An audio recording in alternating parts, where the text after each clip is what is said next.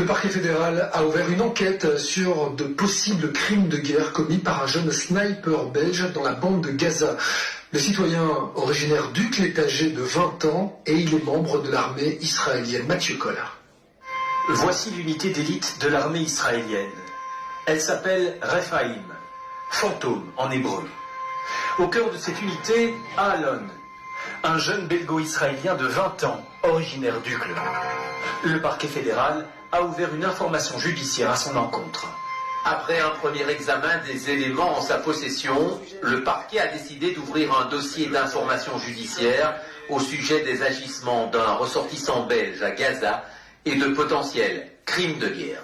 Le ministre de la Justice a confirmé l'information devant la Chambre des représentants. C'est une personne ayant la double nationalité qui ne vit plus dans notre pays depuis février 22 et qui aurait déménagé vers Israël, comme vous le dites. Nos services de sécurité sont bien au courant de cette affaire. Comme vous le savez bien, notre pays respecte la Convention internationale en matière de violation du droit humanitaire et de crimes de guerre. Enquêté suite aux révélations faites par ce journaliste indépendant qui a pu recueillir le témoignage d'un autre membre de cette unité, un Américain.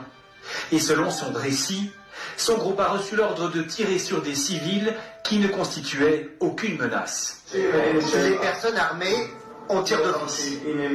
Pour les autres, si ce sont des hommes dans une zone de combat et en âge de se battre, on tire aussi. Et pour les femmes et les enfants, il y a tout un débat avec le commandement. Des civils, hommes, parfois femmes, enfants. Ces snipers tirent à plus d'1 kilomètre sur leur cible, comme on peut le voir sur ces images postées sur les réseaux, en pleine opération. L'unité fantôme est composée d'Israéliens, d'Américains, d'Allemands, de Français, d'un Italien et donc d'un Belge.